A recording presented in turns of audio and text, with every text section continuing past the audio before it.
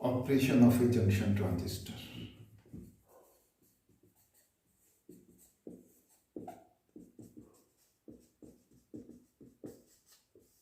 एक संधि ट्रांजिस्टर का प्रचालन कैसे करते हैं। तो देखिए, हमने कहा कि किसी भी जो ट्रांजिस्टर है यदि उसका ब्लॉक डायग्राम में बनाऊं तो ये इमीटर है, ये बेस है जो कंपैरेटिवली थिन होता है, और कलेक्टर जो सबसे ज़्यादा चौड़ा होता है साइज में। हमारे पास दो जंक्शन हैं, इमीटर बेस जंक्शन और बेस कलेक्टर जंक्शन। मान लीजिए ये एनपीएन ट्रांजिस्टर है, तो ये एन है, ये पी है और ये एन है। इमीटर हमेशा हैवी डॉप्ड होता है, यानी इस पर डॉपिंग सबसे ज़्यादा रखते हैं, और कलेक्टर मॉडरेटली डॉप्ड होता है, जबकि बेस लाइटली डॉप्ड होता है। यहाँ पर डॉपिंग इंटेंसिटी हम कम रखते हैं। एक तरह से कंट्रोल का काम करता है। जब भी हमको ट्रांजिस्टर को सक्रिय क्षेत्र में बायस करना होता है तो ध्यान रखिएगा, इमीटर बेस जंक्शन को आप हमेशा करिए फॉरवर्ड बायस और बेस कलेक्टर को करिए रिवर्स बायस। यानी यदि ये एन है तो मैं बैटरी यदि कनेक्ट करूँगा, उसको फॉरवर्ड बायस करना है तो बैटरी इस तरह से कनेक्ट होगी ये, और सपोज मैं बेस को कॉमन रखता हूँ, बेस कलेक्टर के बीच में रिवर्स बायस करना है, यानी कि मैं कैसे कनेक्ट करूँगा, ये बैटरी, ये एन है इसलिए ये पॉजिटिव होगी। ये कलेक्टर से जुड़ी हुई बैटरी को मैं VCC कह दूँ, और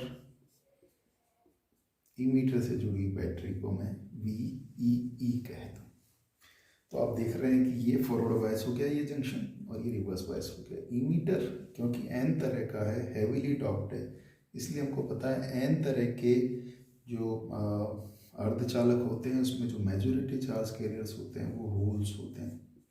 तो इसमें होल्स की अधिकता होगी काफ़ी। बीच बीच में कुछ इलेक्ट्रॉन्स भी होंगे जो माइनॉरिटी कैरियर्स होंगे। ये भी एन तरह, ये एन तरह का है, इसलिए इसमें इलेक्ट्रॉन की अधिकता होगी। तो इसके अंदर पीएनपी में होल की अधिकता होगी और एन तरह के में electron. So number of electrons are there, majority charge carriers and few holes also. Similarly यहाँ भी हमारे पास काफ़ी सारे इलेक्ट्रॉन्स हैं और कुछ होल्स हैं। बेस पी तरह का है, इसके अंदर होल ज़्यादा हैं और इलेक्ट्रॉन कम हैं, और वो भी कम मात्रा में क्योंकि डोपिंग कम है। अब जब आप बैटरी कनेक्ट कर रहे हैं तो आप देखिए क्या होता है, ये जो नेगेटिव एंड है इस बैटरी का, इससे इलेक्ट्रॉन रिपेल होंगे।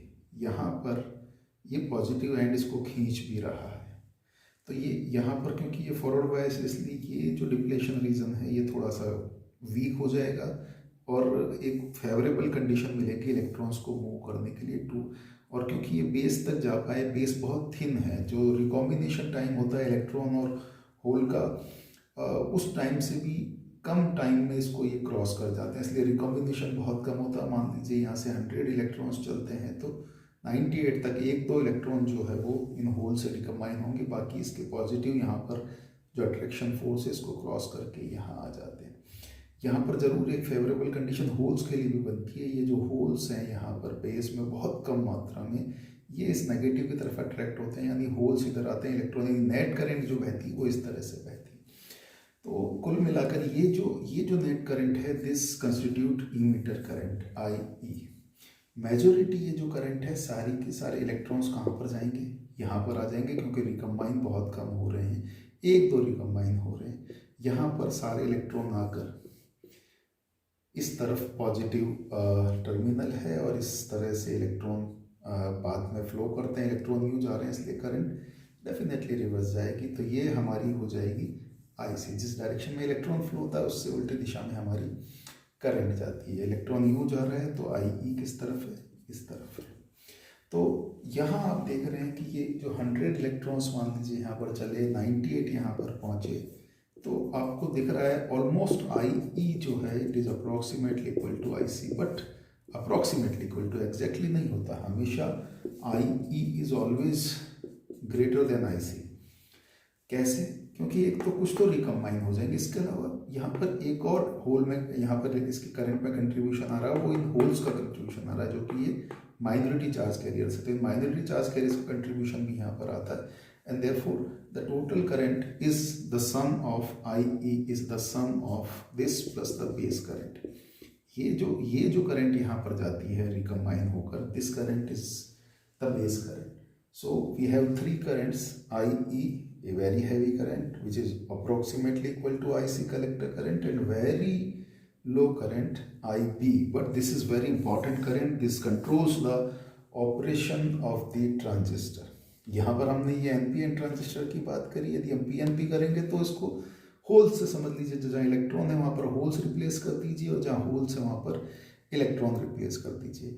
आप ये देख रहे हैं कि ये करंट कंट्रोल डिवाइस है. यहाँ पर करंट हम कंट्रोल कर रहे हैं. पूरी ये जो पूरी डिवाइस है, इस डिवाइस के अंदर हम एक विशेष तरह का बायस लगाते हुए इसकी करंट को कंट्रोल कर सकते हैं with the application of this voltage और दिस वोल्टेज.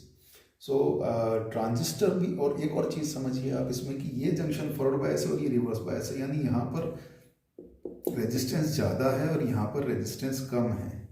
तो current almost IE is approximately equal to IC का मतलब है लो रेजिस्टेंस से करंट पूरी की पूरी, लगभग पूरी हाई रेजिस्टेंस पे ट्रांसफर हो गई. So the current is transferred from low value resistor to high value resistor. Transfer of current from one resistor to a low value resistor to a high value resistor. Therefore it is also this is the reason behind the nomenclature transistor, transfer plus resistor.